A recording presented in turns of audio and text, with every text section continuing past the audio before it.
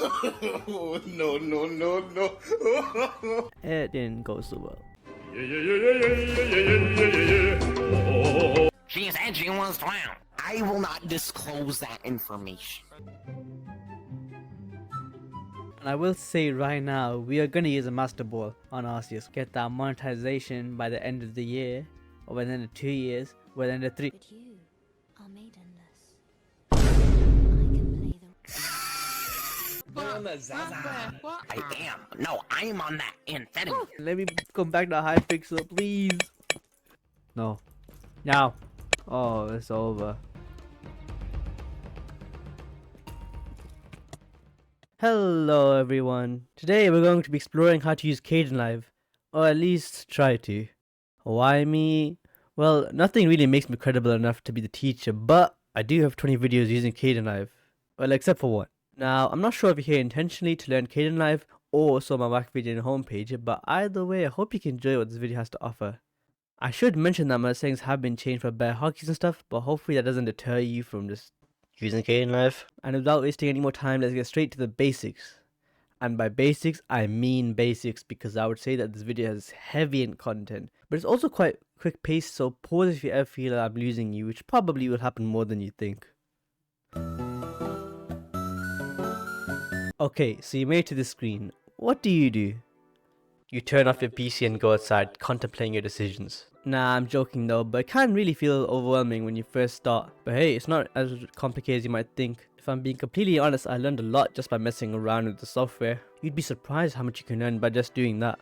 You should make sure you save this Kdenlive file into where you want File Explorer, since it can't be opened unless you're in Kdenlive. And be sure to save it often, since the last thing you want is the program to crash and you lose hours upon hours of just work. Anyways, I'm going off topic. Let's focus on some key areas to get your head wrapped around Kdenlive. The top left is essentially the in-program storage for all your videos and clips that you want to use, beneath there being different compositions, and especially the effects tab, which is going to be really important later on. What you want to do is either use the inbuilt file searcher, which I don't really use, but I think if you feel like it's for you, it's for you. Or go to your files and drag them in.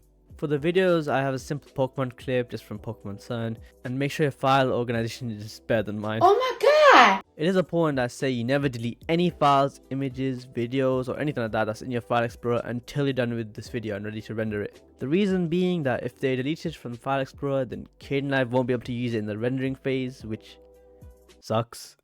If you press on a video in the project bin, then the video will pop up in the clip monitor, which is practically the specific video in its entirety for you to overview and just check what's in the video that you selected. Besides that is the project monitor, which acts as the main screen, and on this screen will be the culmination of all the edits and stuff for the video. A fun fact, if you press F11 and you have two monitors, then the other monitor will show the project monitor, making it full screen, and you can simply zoom in just by holding control and the scroll wheel at the same time. Don't ask what happens if you have one screen, because I don't know.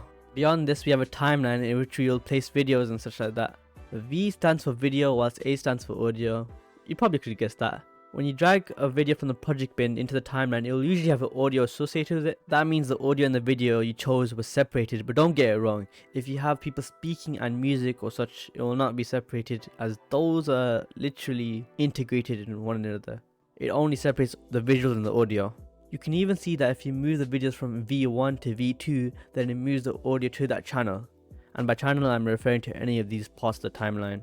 If you right click on the audio or the video channel, you get to different options where you can go to insert the track. For video, you can create more video channels, whilst audio, you can create more audio layers or channels. I don't know why I said layers. However, if you want to do voice recording, change it from audio track to audio record track, which is what I'm using to record this video.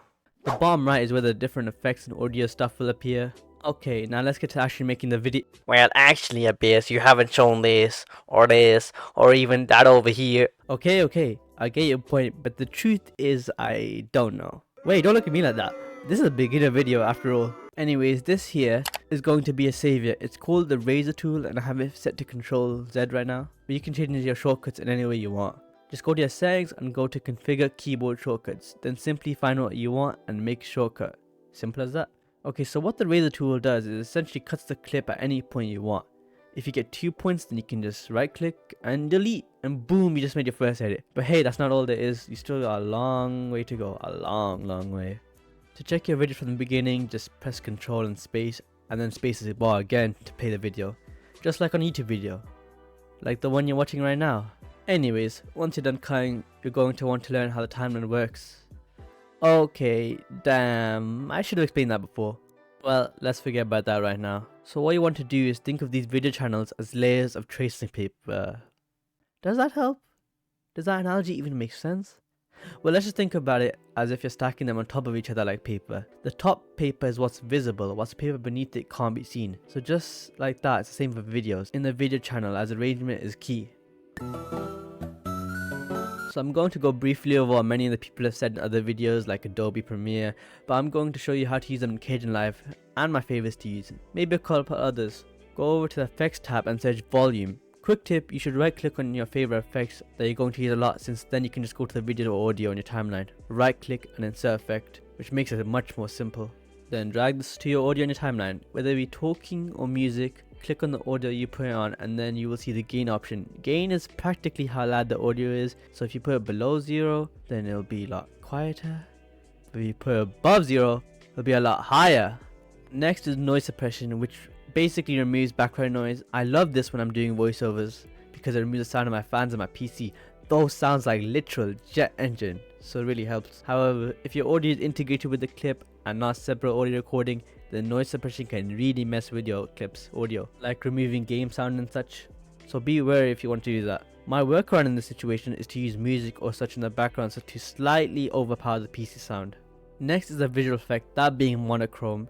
It simply makes the video black and white, which you can use for comedic effect of flashbacks. Generally a great effect for a lot of situations. And of course, who could forget? Transform, the holy grail for editors.